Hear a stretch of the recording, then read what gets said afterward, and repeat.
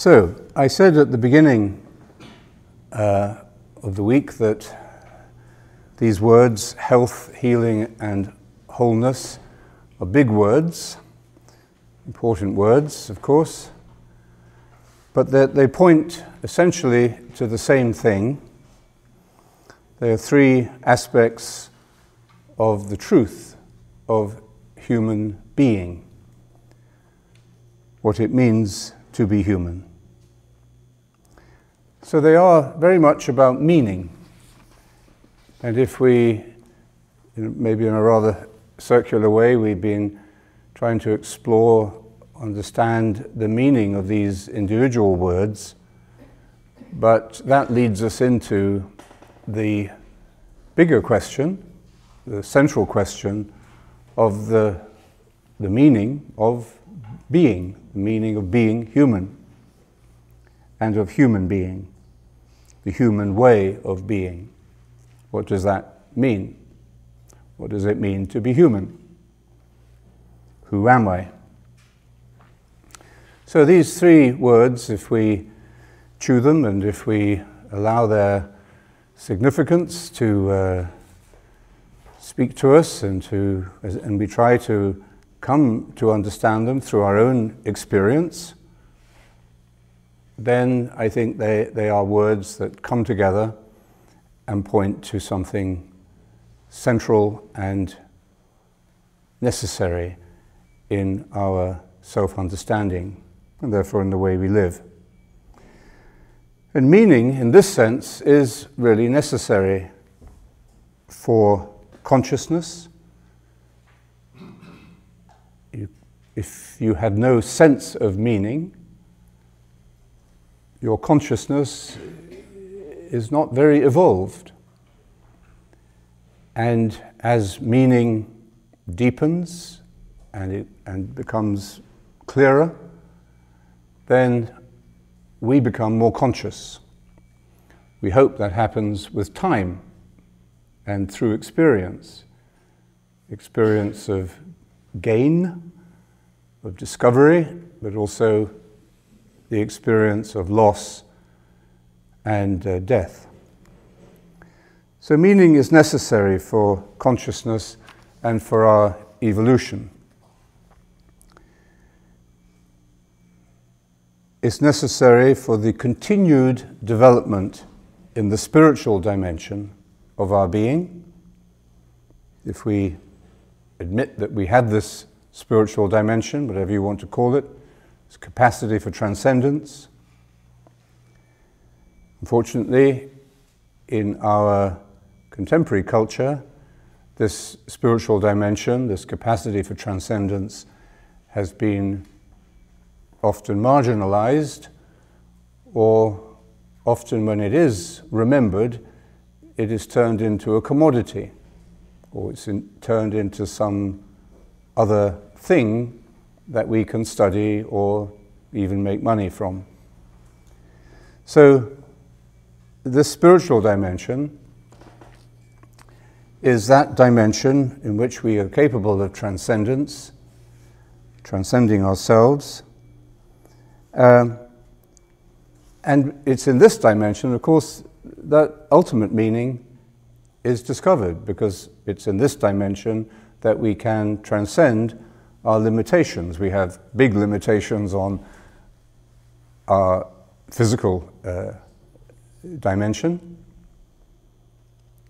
It's a beautiful instrument, the body, but it has its limits. And similarly, the mind, also a beautiful instrument, but it too has its limits and can get broken. So we need the spiritual dimension to enter into full meaning. And we need meaning to be human, so we need the spiritual dimension to be fully human. Even when the physical and mental dimensions seem adequate or seem complete, we still need to develop in the spiritual dimension. All the more important as we enter into a new era of human existence where we are all going to live much longer. We're all or many of us are going to have an extra 20 or 30 years, as we see from the extension of life expectancy from whatever it was I said earlier, from 27, I think, at the beginning of the 20th century to 82 now. So we're going to have a lot of time on our hands, and unless we just want to play golf or watch television,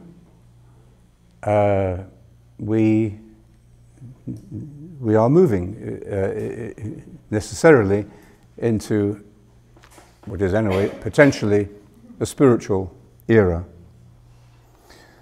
And meaning, as I've said, meaning means connection, the experience of oneness in relationship with all aspects of the personal and the cosmic world. So on the big scale, on the cosmic scale, but also on the human, my scale. Religious people who understand that is what meaning means, also realize that a contemplative practice is necessary in order to develop and expand these relationships. Ordinary forms of religion, which point to and address some of these issues, are not adequate to take us fully into this transcendent or spiritual realm. Nothing new about that. Evagrius said in the 4th century that keeping the commandments is not enough to bring us to the full health of soul that he called apatheia, health of mind and consciousness, but a contemplative activity is necessary to penetrate to the deepest center of our heart. So there's nothing new about that, but it's a truth that continuously becomes degraded or even denied, and so we need constantly to reaffirm it, especially in the religious context. And meaning is about raising these relationships to ever deeper consciousness. It's not about formulating or defending explanations. Our explanations for the world, for the origin of the world, for the meaning of redemption, all of this language or cultural identification that we have with a particular group or religious group, meaning is not about that. It is not those who say, "Lord, Lord," who will enter the kingdom of heaven, but those who do the will of my Father. So we have to walk the talk, not just talk the language. And that's what the contemplative practice means. As Jesus himself evolved from his particular cultural and religious identity, that's why we see him born, and we see him die, and then we see him in the risen form, and we see him on an increasingly larger scale. So he evolved from his particular cultural and religious identity to this level of cosmic identity. So in the same way, we have to integrate, but also to transcend our social and cultural and even our religious conditioning. And we have to become no less than citizens of the kingdom, citizens of the kingdom of heaven. And this is the message of the gospel. Here we have no abiding city, St. Paul says. Jesus says, we have nowhere to lay our head. So we are all, in fact, if we're on this pilgrimage to being human, we're all essentially refugees. We're all migrants. We're all looking for our new home. And whatever commitments we make to people or to places, we can never forget that radical call to detachment, to non-possessiveness. We were talking about a little bit about the meaning of suffering and death both in the medicalized view of death as a failure of medical science, or death as a symbol and as a portal to meaning. And we remembered that that for many people, when their basic needs are taken care of, that they will say in the last stage of their life that they've never been happier, that their quality of life is at its peak, even though they are facing the most painful detachments, the most painful losses and separations that are about to happen. It's in this paradox, of course, that meaning becomes real. We also saw that the idea of health has been badly damaged by the medicalization of life. The whole of life has become sort of a medicalized process, from birth to death and everything in between. But this itself, in the medical profession, which means that sometimes, often, the healing aspect of medicine has been lost and replaced just by the curative, cure the problem rather than heal the person. So we saw that this process of medicalization of health, the loss of the meaning of health, was really also part of a bigger process in our time, in our culture, of over-systemization, too much system, too much reductionism, too much usually involuntary dehumanizing of the interactions and of the relationships within those institutions. In all of these social institutions, from finance to education as well as medicine, we've seen this and we hear about this concern. That's what we mean by the crisis in our social institutions. And from this crisis, there has been born a sense of the need for new paradigms, new ways to deal with these social emergencies. That's becoming increasingly clear. And there are a growing number of inspired leaders in these different institutions who can articulate this. They don't have all the answers. I mean, having all the answers is part of the problem. You bring in a consultant who has the answers for you. So this is happening in religion too. Many religious communities and church bodies. One of the temptations that Pope Francis identified for the church today, if we just change the terms a little bit, I think we'd see that these are temptations we're facing all institutions. He says there are three temptations facing the church. The first is to treat the gospel as an ideology, to reduce it to an ideology. I mean, ideology is a reductionism of intelligence, a reductionism of faith. So reducing the gospel to an ideology. Second it is running the church as if it were a corporation.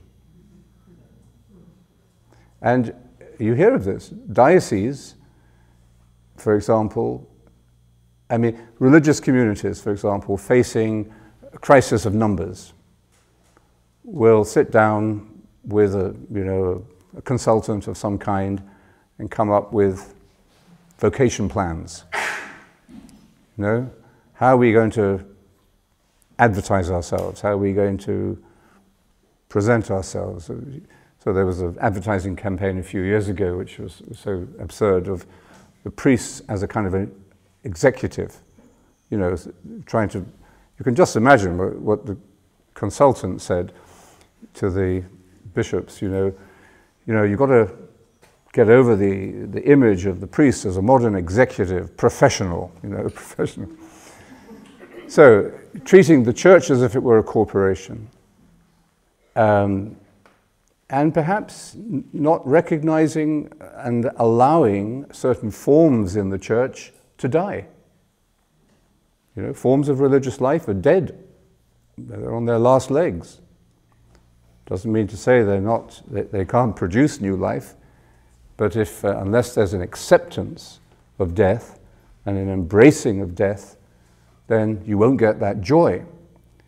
If as an individual you can be joyful in the face of your own death, why can't the church, or aspects of the church, religious communities, for example, also experience that same joy? And if they did, they would reseed themselves. And not to say they're going to get waves of new vocations coming in to live the old form of life, but they will reseed themselves by inspiration, by contagion, by example. So anyway, that's the second temptation, to run the church as if it were a corporation. Quite clearly, Pope Francis isn't doing that. And thirdly, he says the third danger of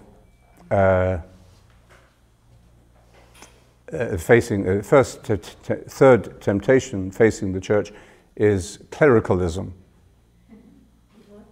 Clericalism. That's the elevation of the clerical state to a higher power or to a higher prestige than ordinary lay people. Now, as monks, we sort of are pretty low down in the hierarchy.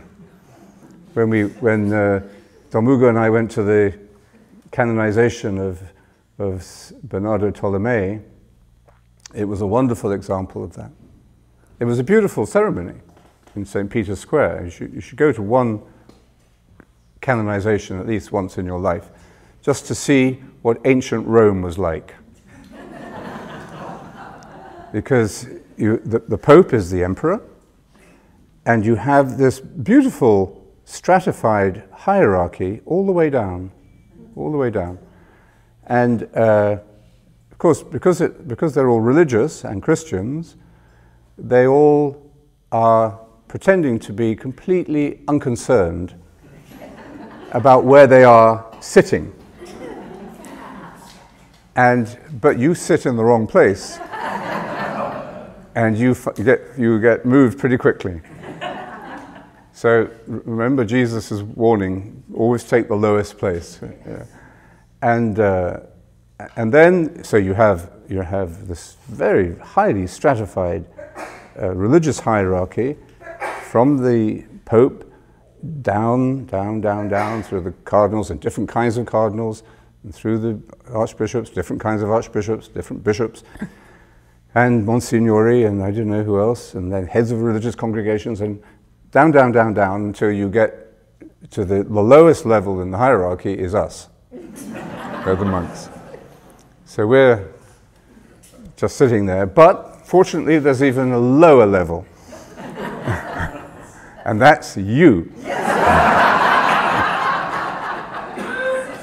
And you don't even have chairs to sit on, because you're all out under the burning sun of St. Peter's Square. Anyway, so that's. But it's a beautiful game, as long as you don't take it seriously. But take it seriously, that's clericalism, and that's the end of the Holy Spirit until the Holy Spirit throws another curve to surprise us and electing a Pope like Francis. Anyway, it's a bit of a digression, but not entirely. So we're talking about these new paradigms, these new ways of dealing with the emergency within these institutions. And there are inspired leaders like Pope Francis in these institutions who can understand it, who have a sense of what is happening, and who can promote new ways of seeing.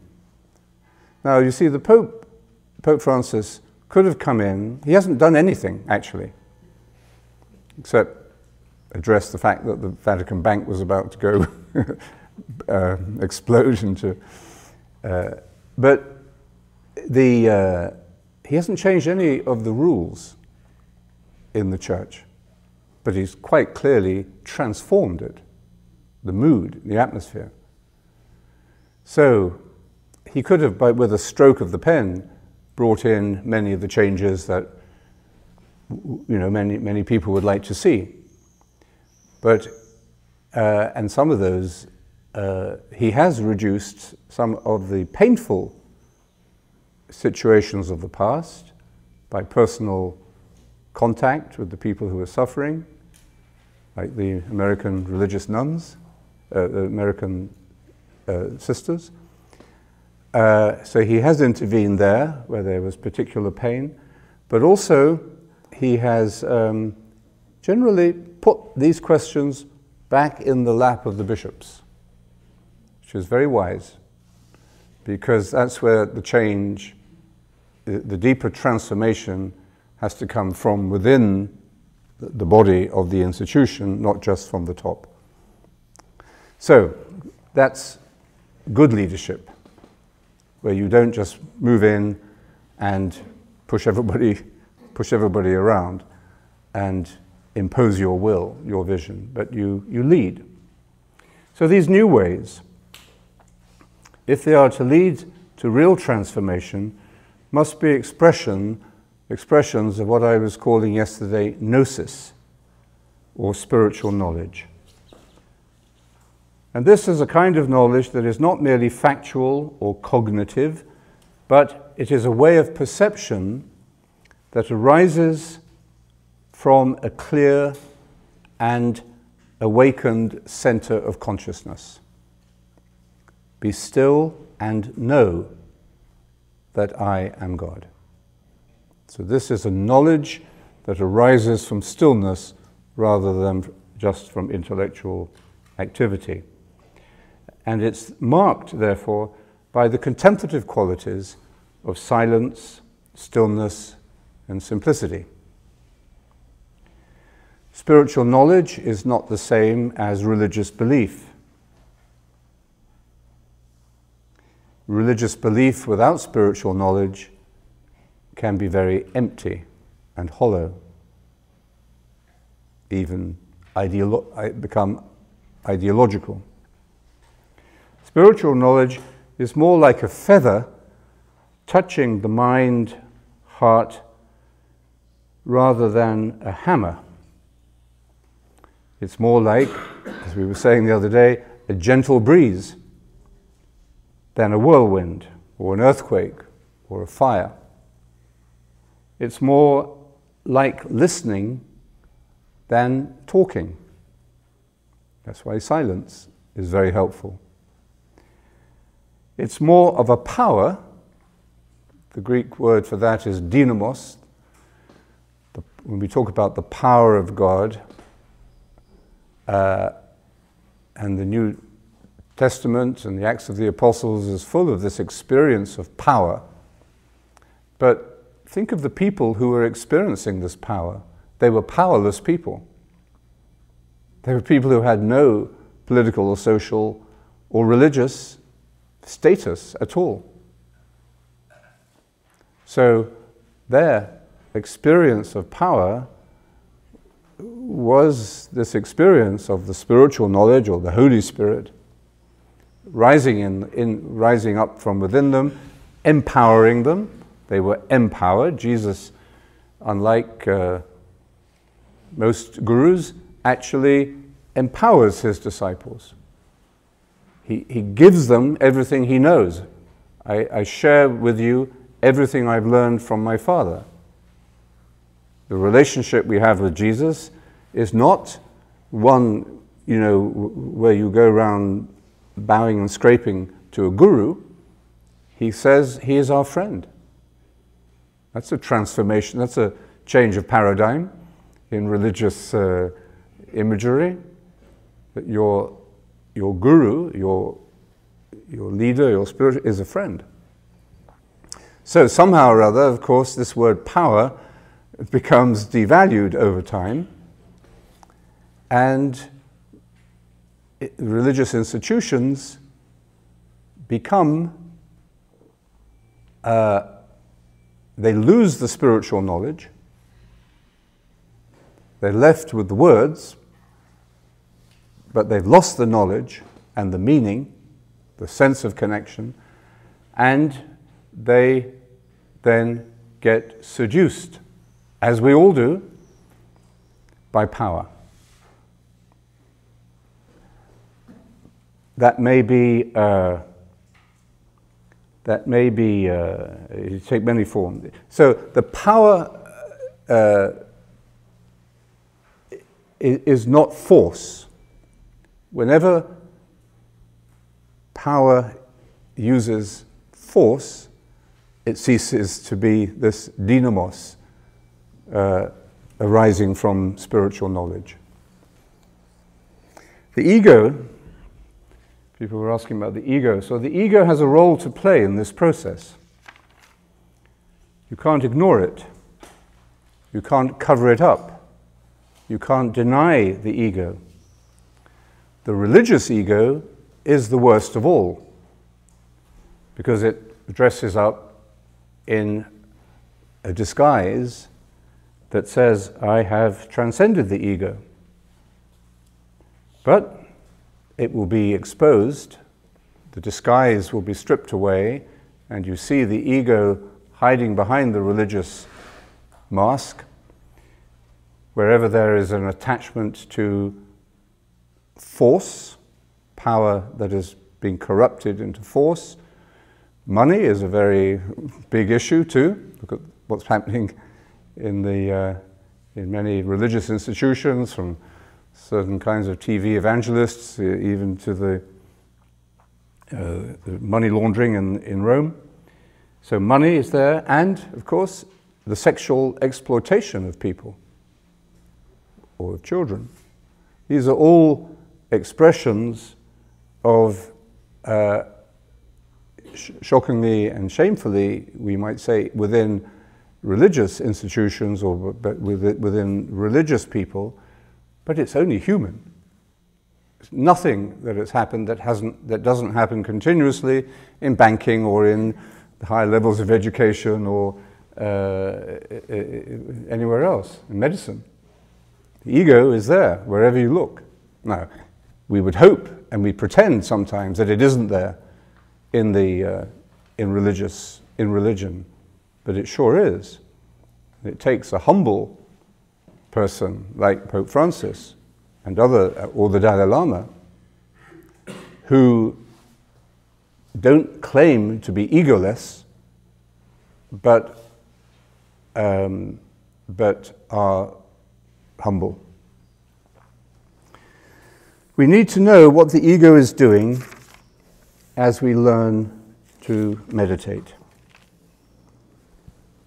So what happens when you learn to meditate? The ego, of course, is put on the spot. That's why we delay it. Wouldn't turkeys like to postpone Christmas? And turkeys don't vote for Christmas, as we know. So your ego isn't going to be too happy when you start to meditate. It will try to take it over. I want to meditate, and I will be a successful meditator. I may even be a world-class meditator, or a world expert on meditation. So from the beginning, we need to learn as soon as possible. That's why it is really important. You're really lucky if you can learn from the beginning to set out in the right direction. From the beginning, what John Main says to beginners: have no demands or expectations. Remember, you are not trying to achieve anything. Do not evaluate your experience, and keep on beginning. Be faithful. And those represent the first and basic lesson, how to approach your daily practice. And the second step, of course, is to learn to deal with the experience of failure. The ego doesn't like to feel it's not succeeding. If you can learn this, in the first 5 years, you are doing very well. The ego is then put in its right place by your learning to meditate with this approach. Now, if you start learning to meditate because you're going to become, a better, a more successful financial investor, or you're going to deal with your stress so that you can achieve more ambitions, then it's going to take you longer. Well, who knows? Everyone's journey is different. But, so, if we can start off clear about the way, that's much better. How as I say, the ego is put in its right place by your learning to meditate with this approach. How the ego responds to that will depend on where it is, what it's like, how damaged it is, how dysfunctional it is. But whatever kind of ego you have, and we have different kinds of ego, we all have egos, and the ego is necessary and a good thing because it has helped us to grow up and individuate and make our own relationships and deal with the faults of our parents or deal with some of the painful experiences of the past. So we need an ego. The ego is a healthy thing.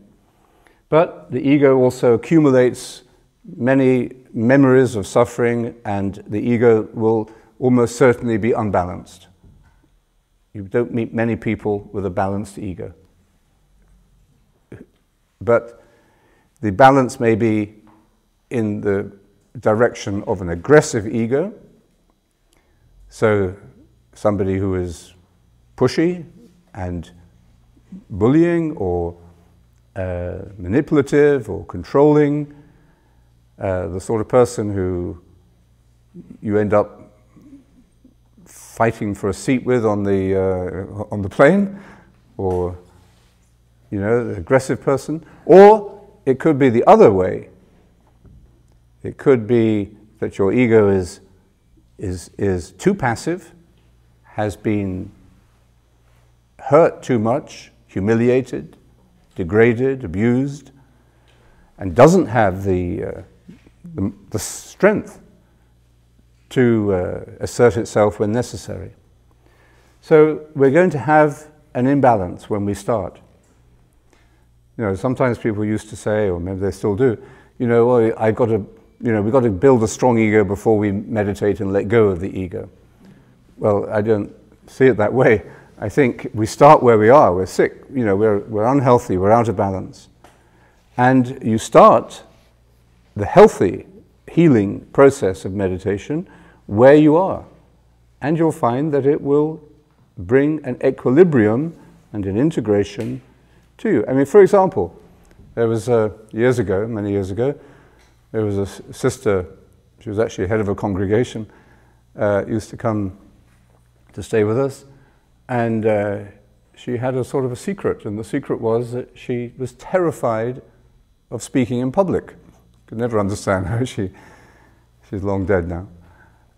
And she was terrified, for example, of even reading at Mass. She would always find somebody else to do it for her. And a year or two later, she came and somebody asked her to read without my being aware of it, and she stood up and read. So, you know, that's an ego thing. Your ego is too weak for some reason to be able to stand up and just do a reading, or you're too frightened, nervous, shy, whatever it is. That's an ego thing.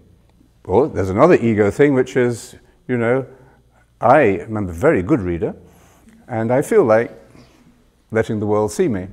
So I'm going to try and get the reading. So meditation is going to balance it, one way or another. Good. So I said we would have this session open for a discussion and any questions. But if you don't mind, I'd like to just finish off the sequence of thoughts, because it will cover some of the questions that I already received, or that people have raised with me. So I'll go through it fairly quickly. Freud said that it made a distinction between the pleasure and the reality principle. He was fascinated by neurosis, which is the way we avoid the unpleasant or unbearable aspects of reality. In an extreme form, that might be psychosis, or in small ways, every day, we deny or avoid reality. We distract ourselves, we have little neuroses. The early levels of consciousness, of course, remain active, even though they may be out of sight. We remain beings largely motivated by the pleasure principle and avoiding the opposite of pleasure. This is so basic, we don't even think about it, after all, we wake up from bad dreams, but when we have a good dream, we want to go back into it and keep it going. St. Benedict says, death lies close to the gateway of pleasure, which makes the superficial reader think that he's a bit of a killjoy. You know, life, you shouldn't enjoy yourself. But he's actually very Freudian in this. Freud says that we begin consciousness in fantasy, imagining pleasure, probably as newborn infants. Animals seem to dream in this way as well. Anyway, we begin in fantasy, imagining pleasure, and the experience of dissatisfaction, not getting what we want, suffering in various forms, forces the development of the reality principle.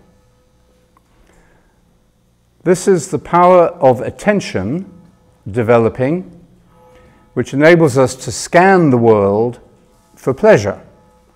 Where am I going to get some pleasure today? We look around the room and see the people we're with. Who do we feel we'd like to get to know better? Who do we want to avoid? It's like taking a dog out for a walk. It sort of just runs around sniffing whatever it's sniffing for.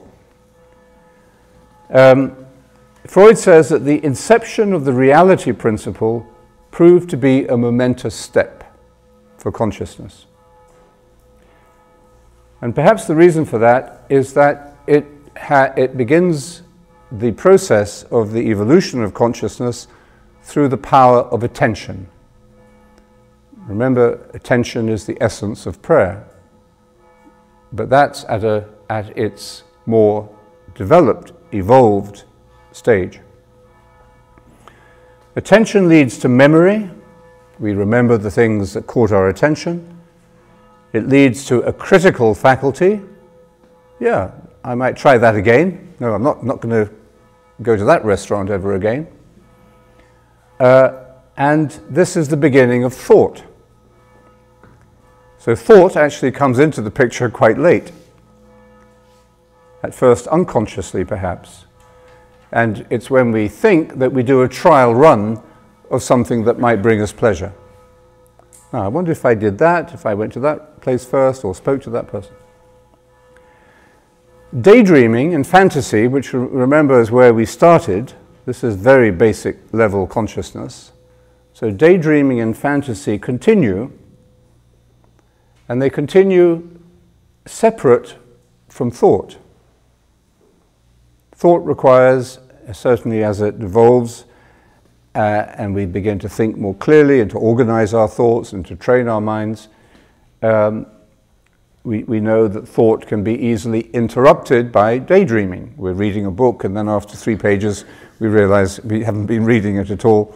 We haven't been thinking about what we're reading, we've been daydreaming. Sexuality remains very linked, of course, to the pleasure principle, and only slowly relates to the reality principle, if ever. So sex and fantasy remain closely intertwined. The pleasure principle seeks pleasure. The reality principle seeks what is useful. And you can imagine how the ego is developing in the relationship between the pleasure and reality principle. If it's only the pleasure principle, your ego is going to be like a 2-year-old. If it's only the reality principle, if you're going to be like, well, some hardline religious, Puritan. So, but the important thing to remember is that the reality principle, and St. Benedict is very good about the reality principle, but the reality principle is designed to defend, not attack, the pleasure principle. There's not a conflict between them actually. It just depends where you look for pleasure. And Benedict is very clear, for example, that it is the infinite sweetness of love, the indescribable sweetness of love, the vision of God, the divinizing experience, the fulfillment of the human person, the real meaning of health. So this is why we are taught, and we need to learn, delayed gratification. We say, well, it would be nice to eat that now, but it would spoil my appetite for the meal that I'm going to have with my family this evening, so I won't eat it now. So that's reality. This delayed gratification, according to Freud, produces a religious myth. And it's the religious myth that if you renounce earthly pleasure now, you will be rewarded more in the next life. Quite an important insight, actually, for someone who was pretty unreligious. So the ego has to undergo a transformation from pleasure-seeking to reality-seeking with a goal. And the goal is, let's say, health, happiness, the ultimate delight. Contemplation is the enjoyment of the truth. Attention, therefore, needs to be developed as the faculty that begins the evolution of consciousness from a very early stage. This faculty of attention needs to be developed so that it can guide our evolution from one stage to the next. That's why we can teach meditation to children, because by developing that faculty of attention, they more easily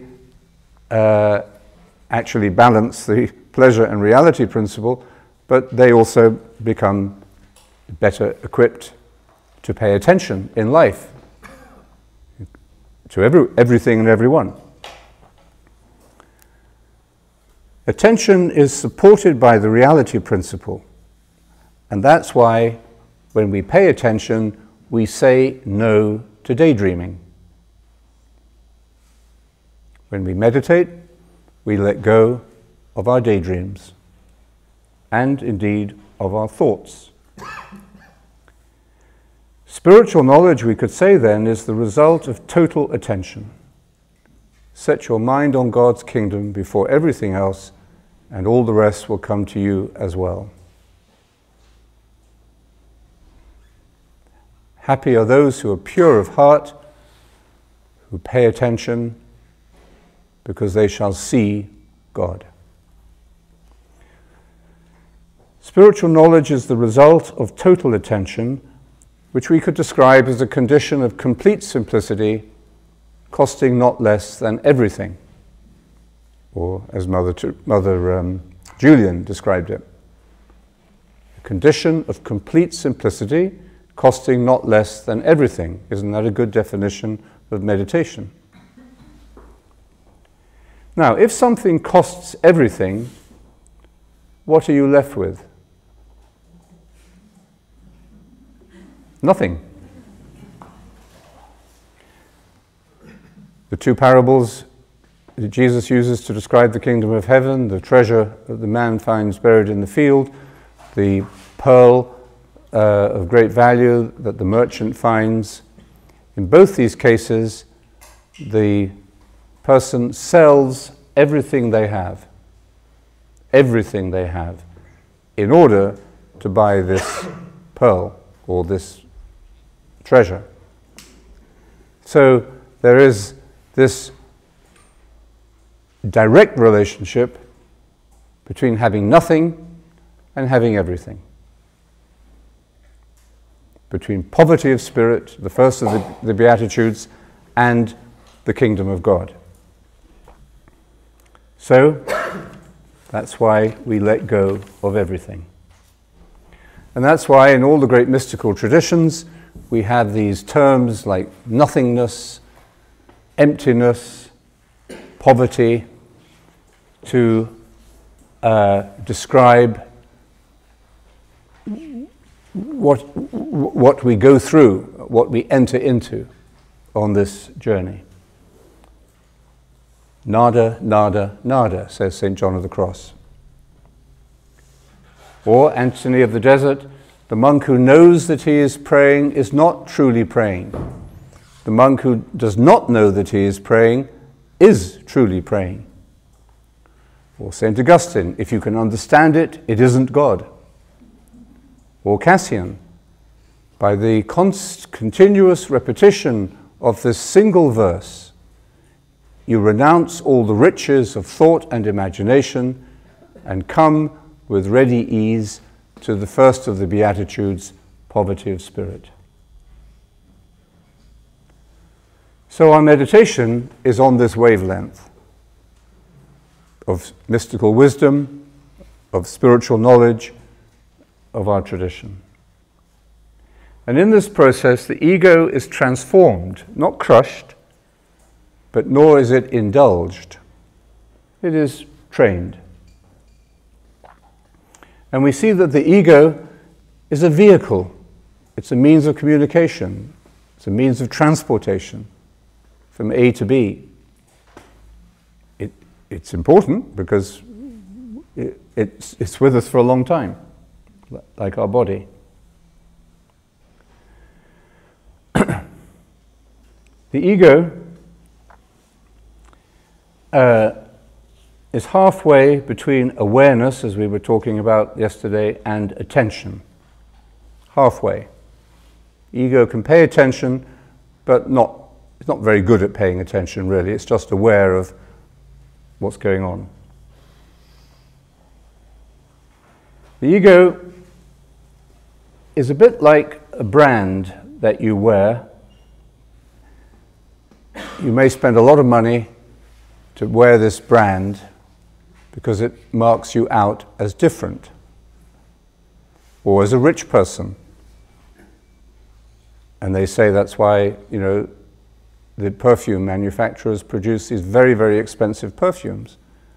They don't cost any more to make. They put them in more attractive bottles, but it's exactly the same stuff, really, as you know, the cheaper brands. But the reason that they produce these very expensive perfumes is because the boyfriend who buys it, or the woman who wears it, or now I suppose it's the other way. It's also the other way around. Because men's perfumes are expensive as well, I suppose. But is because they want to be different, feel different. But what have you got? You've got a brand that everybody else, at least in your social category, is wearing. You're no different, actually. The illusion is of difference. Well, that's what the ego is.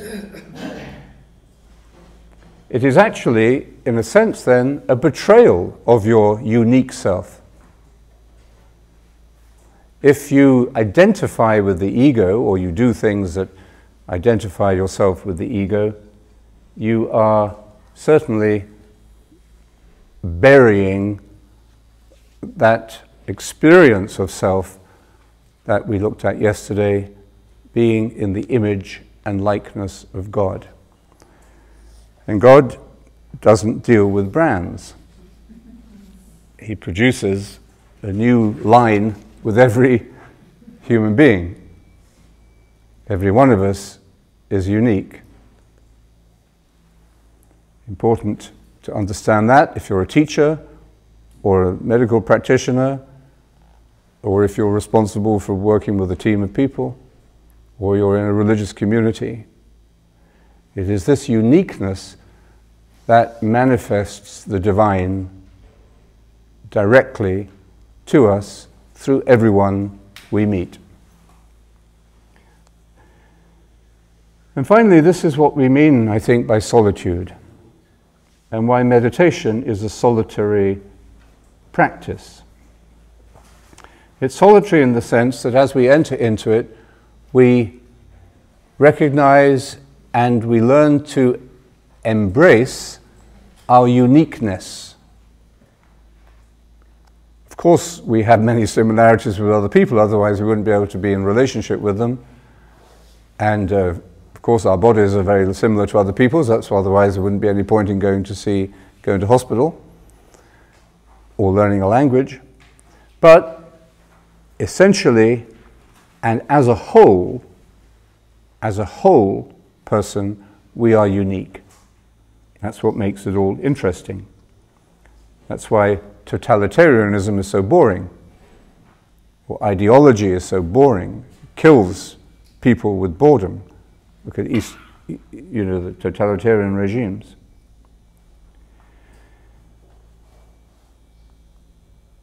Whatever in our life is most deeply meaningful is born in solitude.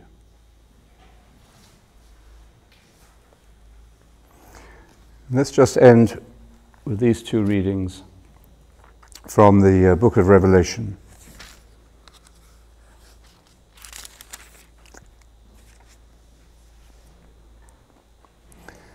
Chapter 2, verse 11. You have to be very selective in what you choose from the book of Revelation, but these are good selections. Even if you have to die, keep faithful, and I will give you the crown of life for your prize. If anyone has ears to hear, let them listen to what the Spirit is saying to the churches. For those who prove victorious, there is nothing to be afraid of in the second death. So what is the first death? The first death is the leaving of self behind. It is the transcendence of the ego, not the destruction of the ego, but the transcendence of the ego. That's the first death. And if we can do that to some degree, we will lose our fear of death, the death which we identify with the end of life. And then the second reading, verse 17. If anyone has ears to hear, let him listen to what the Spirit is saying to the churches, to those who prove victorious. To those who prove victorious. In other words, you could say, the language is a bit competitive, but you could say, to those who evolve and who choose to follow this path, I will give the hidden manna. Remember, the manna is this food which the Israelites were fed during the years in the wilderness, kept them alive. This is inner food, the hidden manna. What sustains us, what gives us resilience, what enables us to get through. And I will give them a white stone, a stone with a new name written on it, known only to the person who receives it. I will give them the hidden manna and a white stone with a new name written on it, which is known only to the person who receives it. Uniqueness, self-knowledge. So health and wholeness come to us through an interior healing process that takes us into the discovery and the acceptance of our uniqueness. And it integrates and transcends everything, including death. And in this integration, in this wholeness, we come to that knowledge which we could describe as the knowledge of God, the saving or healing or whole-making knowledge of God, who is one. So ultimately, health means this vision of God from within, from a sharing within that life of God.